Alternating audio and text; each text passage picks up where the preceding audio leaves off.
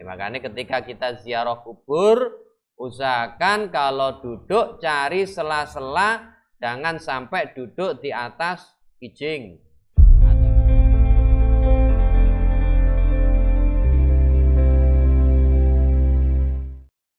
Assalamualaikum warahmatullahi wabarakatuh.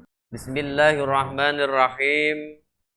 Wa qala Muhammad ibnu Ahmad. Wa qala lan dawuh sapa Muhammad ibnu Ahmad al-Marwiyu kang bangsa Marwazi. Sami itu ngrungu ingsun Ahmad bin Hambal ing Ahmad bin Hambal yaqulu dawuh sapa Ahmad idza dakhaltum tatkalane mlebu sira kabeh al maqabira ing pira-pira kuburan faqra'u mongko maca sira kabeh bi Fatihatil kitabi ing Fatihai kitab wal ikhlasi lan surah al ikhlas wal muawizataini lan surah muawizatain waj'alu lan padha andadekake sira kabeh sawaba ing ganjaran zalika mengkono-mengkono surah li ahlil maqabira ingkang tetep kedue ahli kubur. Fa innahu mangka setuhune sawab yasilu iku bisa tumeka apa sawab ilaihim marang ahli kubur. Fal ikhtiyaru mangka utawi kang den pilih ayyakula apa yen to ngucap al qari'u sapa wong kang maca surah ba'da faraghihi ing dalem sakwise rampunge qari. Apa sing diwaca? Allahumma ausil sawaba ma qara'tuhu ila fulanin. Allahumma do Allah ausil mugi nekake panjenengan sawaba ing ganjaran ma qara'tuhu barang kang maca ingsun hu ing ma ila fulan marang siji wong bin fulan, disebutkan seperti itu. Jadi dawuh ini dari Muhammad bin Ahmad al-Marwazi. Pada suatu saat Ahmad pernah mendengar dari Ahmad bin Hambal atau yang biasa kita kenal dengan sebutan Imam Hambali. Yaqulu idza dakhaltumul maqabira faqra'u bi Fatihatil kitab wal ikhlas wal muawizatain. Jadi ketika kita masuk ke makam atau bahkan lewat di depan makam, itu kita dianjurkan, kita disunahkan selain mengucapkan salam, kita disunahkan, dianjurkan untuk membaca surah Al-Fatihah. Habis itu surah Al-Ikhlas 3 kali, surah Al-Falaq, surah An-Nas sekali-sekali. Fa innahu yasilu ilaihim falakhtiyaru ayyaqulal qari'u ba'da faraghi. Jadi Imam Ahmad menyampaikan bahwasanya bacaan-bacaan itu akan sampai keutamaannya kepada ahli kubur. Dan usahakan, kata Imam Ahmad, setelah selesai membaca surah-surah itu kita berdoa kepada Allah. Makanya doa ini yang biasa dibaca ketika orang setelah tahlilan. Allahumma ausil sawaba ma qara'tuhu ila fulan. Ya Allah, keutamaan daripada bacaan-bacaanku tadi saya hadiahkan untuk si fulan, kalau khusus seperti itu. Makanya kalau biasanya ketika kita tahlil, Allahumma taqabbil awsasawaba ma qara'nahu minal Qur'anil azim. Jadi keutamaan daripada bacaan-bacaan tahlil itu kan ada bacaan Al-Qur'annya. Nah, itu dihadiahkan kepada siapa? Wa ma halalna, bacaan tahlil, wa ma sabbahna, bacaan tasbih, wa ma astaghfarna, bacaan istighfar, wa ma shallaina ala sayyidina Muhammadin, bacaan sholawat kepada Kanjeng Nabi, hadiyatan wasilatan warahmah. Ya, dihadiahkan kepada si fulan. Biasanya kalau doa tahlil kan seperti itu. Mulai Rasulullah, sahabat, tabi'in, okay. Orang muslim yang masih hidup, yang meninggal dunia, mulai dari tanah Masyriq ilal Maghrib, okay. Dari ujung timur sampai ujung barat, semuanya dihadiahi, ditujukan kepada itu semuanya. Jadi semuanya mendapatkan. Okay. Jadi ketika kita tahlilan itu fadilahnya selain dikhususkan kepada si fulan, selain dikhususkan kepada ahli kubur kita, keluarga kita, itu juga semua orang muslim mulai timur sampai barat, semuanya yang hidup ataupun yang meninggal dunia, semuanya mendapatkan keutamaan fadilah daripada bacaan-bacaan orang yang biasa membaca tahlil itu tadi. Memang itu diajarkan oleh ulama-ulama kita. Oke, makanya di sini dicontohkan oleh Imam Ahmad. Ketika sampean habis membaca ayat-ayat suci Al-Quran, hadiahkan kepada siapa? Umpamanya di situ ada keluarga kita, hadiahkan kepada keluarga kita. Kalau nggak ada ya dijamak aja, minal muslimin wal muslimat. Oke. Jadi ma qara'nahu minal muslimin wal muslimat wal mu'minin wal mu'minat dan seterusnya. Oke. Jadi semuanya itu akan sampai. Makanya ada sebuah hikayah, ada sebuah cerita. Pada suatu saat ada seorang alim itu tertidur.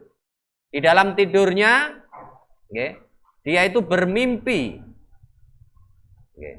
Di dalam tidurnya dia itu bermimpi bahwasanya di atas kuburan itu orang-orang yang di situ itu ngambilin sesuatu. Akan tetapi ada salah satu di antara orang-orang yang ada di kuburan itu suwante. Cara kene liyane ruwoyoan tapi dhek suwante. Nggih, cara enek rokok ya serokokan lah nggih. Lah habis itu orang alim yang bermimpi ini akhirnya apa? Akhirnya bertanya kepada orang yang santai itu, nggih. Orang yang duduk di atas makam itu. Ketika ditanya, loh, wong-wong itu ngeroyoki apa to? Wong-wong itu rebutan apa to? Jikuki apa to? Nah, wong sing santai niki wau jawab bahwasanya orang-orang itu mengambil pahala, mengambil keutamaan-keutamaan daripada bacaan orang-orang yang masih hidup dihadiahkan untuk muslimin muslimat itu tadi. Oke. Itu semuanya mendapatkan. Akan tetapi lah kamu kok malah suwante enggak melok-melok royokan. Iya. Nggih. Aku enggak perlu sing cilik-cilik ngono kuwi kasarane omong kan. Jadi orang yang suwante ini tadi ditanya oleh orang yang alim yang mimpi tadi bahwasanya karena setiap saat, setiap 5 waktu dia itu selalu dihadiahi Fatihah oleh anaknya. Jadi wis nggak perlu sing recehan-recehan niku mau. Jadi jamak niku kasarane ngomong semuanya akan mendapatkan, tapi berbeda dengan yang khusus, kan gitu. Jadi wis nggak perlu sing receh-recehan niku. Karena apa? Karena emang setiap saat, setiap 5 waktu beliaunya ini selalu dihadiahi bacaan Al-Qur'an dari anak-anaknya, didoakan anak-anaknya. Bismillahirrahmanirrahim. Wa muslimun lan nyritakake sapa Imam Muslim li ayyajlisa yakti utawi yen to lungguh sapa salah suwijine li ayyajlisa ahadukum yakti utawi yen to lungguh sapa salah suwijine nira kabeh ala jamratin ing ngatasé mawa fatah roko mongko nuli ngobong apa jamrah mawa siabahu ing penganggone ahad fatah lusa mongko nerobos apa jamrah ila jildihi maring kulite ahad khairul lahu iku luweh bagus lahu kedue ahad min ayyajlisa katimbang saking yen to lungguh ala qabrin ayyajlisa katimbang saking yen to lungguh sapa ahad ala qabrin ing atase kuburan. Hadis yang diriwayatkan oleh Imam Muslim ini menerangkan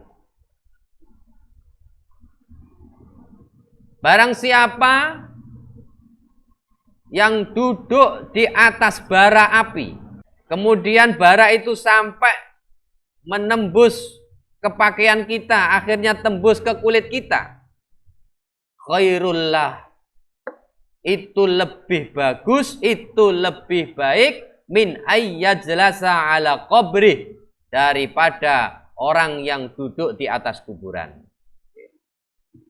Ya, makanya ketika kita ziarah kubur, usahakan kalau duduk cari sela-sela, jangan sampai duduk di atas kijing atau duduk di atas antara dua kijing. Itu sebagian ulama mengatakan hukumnya haram, sebagian ulama mengatakan hukumnya makruh. Oleh karena itu kita hindari, makanya ketika kita takziah, mengantarkan jenazah atau takziah ke makam orang tua kita, usahakan ketika duduk cari selah-selahnya. Jangan di atasnya ya semoga berarti pas tengah-tengah kijingan itu loh. Ya emang 8 kijingan utawa antara maisan satu dengan yang lainnya itu biasanya kan sering dibersihin kalau emang sering disambangin karo keluargane. Ya emang tinggi lungguh ya enak. Tinggi lungguh ya enak. Jadi termasuk rodok lumayan niku teng telindung. Nggih, telindung niku kalau nggak salah, kalau nggak di atasnya di bawahnya maisan, apa itu? Ya maisan ya ini. Itu ada tempat duduknya. Jadi supaya orang itu tidak duduk di atas kijing atau antara maisan satu dengan yang lainnya. Ini biasanya kejadian seperti ini ya ketika kita mengantarkan jenazah, mengantarkan jenazah. Karo rokokan kan enak emang. Jadi orang duduk di atas kuburan itu lebih baik, mendingan pantate wong ki mung dibakar karo api. Nah, itu luwih apik, mendingan kebakar api daripada duduk di atas kuburan. Itu menunjukkan bahwasanya hal seperti itu tidak boleh kita lakukan, tidak boleh kita kerjakan, kita hindari. Walaupun sebagian ulama mengatakan hukumnya makruh, tapi ada yang mengatakan hukumnya haram. Kita ambil kalau hukum itu yang haram dulu. Kecuali kalau emang darurat, nggak ada sela sama sekali. Nah itu ya usahakan mendingan ngadeg kan gitu, mendingan ngadeg. Berdoa juga nggak harus lingguh. Jadi hadis itu diriwayatkan oleh Imam Muslim, berarti menunjukkan hadisnya sahih. Bismillahirrahmanirrahim. Wa Ibnu Mangdah, lan critakake sapa Ibnu Mangdah anil Qasimi saking Qasim Mukhaimarata bin Mukhaimarah ing dawuh kala dawuh sapa Qasim la'an ata'a yakti utawi yento la'an ayyata'a al asnani yakti utawi yento ngidak ingsun asnani ing atase unton-untone rumyi tombak ingsun hatta tabida hingga bengkak mingkodami apa asnan saking delamaan ahabbu iku luweh den demeni ilayya marang ingsun an ato ala qabrin katimbang saking yen to ngidak ingsun ala qabrin ing atase kuburan wa inna rajulan lan sak temene wong lanang wati akang ngidak sapa rajul ala qabrin ing atase kubur wa inna qalbahu lan setune atine rajul layak dzanu yakti iku melek idza sami'a dumadaan krungu sapa rajul sautan ing suarane kang metu minal qabri saking kubur ilaika yak nyingkreho sira anni saking ingsun wala tu'dzini lan aja nglarakake sira ing ingsun. Jadi hadis yang diriwayatkan oleh Ibnu Mangdah, hadis dari Imam Qasim bin Mukhairah. Hadis ini menerangkan bahwasanya orang yang menginjak ujungnya tombak sampai kakinya bengkak, ahabbu ilayya itu lebih dia senangin daripada orang yang menginjak kuburan. Maksudnya apa ya, orang yang ketika jalan di atas kuburan itu lewat tengah-tengahin apa niku? Tengah-tengahin antara maisan niku wau atau lewat di atasnya kijing, melaku nyuk ngoten niku. Nggih. Nggih. Makanya di sini diterangkan seandainya nggih, orang yang berjalan di atas kuburan yang seperti itu kalau seandainya krungu sing ning ngisor iku sambat, munine ngenten. Aja liwat ning dhuwurku, sampean niku kaya ora ngurmati wong apa? Wong lagi turu kasarane omong. Okay. Jadi orang yang di bawah itu merasa disakitin ketika ada seseorang jalan di atas kuburannya. Jadi makanya inilah termasuk salah satu kehebatan daripada Islam. Islam itu dalam artian bahkan orang yang sudah meninggal aja itu tetap kita punya sopan santun, tetap kita punya tata krama. Wong sing wis mati ae kita harus ada sopan santunnya, apalagi kepada orang-orang yang masih hidup. Akhlak. Jadi makanya innama bu'istu liutamima makarimal akhlak. Jadi Rasulullah diutus oleh Allah itu ya emang untuk menyempurnakan akhlak. Jadi insya Allah dengan akhlak yang baik maka semuanya akan menjadi baik. Jadi kuncinya orang hidup itu ya akhlak. Makanya kalau orang tawadhu, orang andap asor, orang selalu merendahkan diri, itu justru malah biasanya dihormatin oleh orang lain. Lah wong bedigasan nggih, lah ngak wong mlaku ning ngarepe wong bedigasan yo wong liya itu enggak ada rasa anunya sama orang tersebut. Tapi lah nek wong mlaku ning ngarepe wong permisi dan lain sebagainya, orang itu juga akan menghormati. Ya, makanya ya itu tadi, bahkan orang yang meninggal dunia pun kita tetap dianjurkan untuk menjaga sopan santun. Makanya tidak diperbolehkan berjalan di atas makam. Makanya ketika kita ziarah, ketika kita ngantar jenazah, usahakan lewat di sela-selanya atau di atasnya maisan, di atasnya maisan atau di sebelahnya maisan. Kecuali darurat dalam artian apa? Ketika kita membawa jenazah, kan kadang-kadang nggak mungkin. Mamane sangke padetean dadak golek iku ya iso ceblok malahan mayite. Nah, ini namanya darurat. Itu nggak apa-apa dalam artian ya tetap hukumnya kalau makruh ya makruh, kalau haram ya haram. Tapi dengan keadaan darurat seperti itu diampuni dosanya oleh Allah. Nggih, tapi lak penawai dhewe ora nggawa mayit sewante ngetutne ning mburine ya golek dalan sing apik. Golek dalan yang kiranya tidak melewati antara maisan satu dengan maisan yang lainnya. Nggih. Usahakan seperti itu. Babuz zakati wallahu alam bissawab. Al-Fatihah. Ayo santri, ayo santri, ayo santri, ayo ngaji dan patuh pada kiai.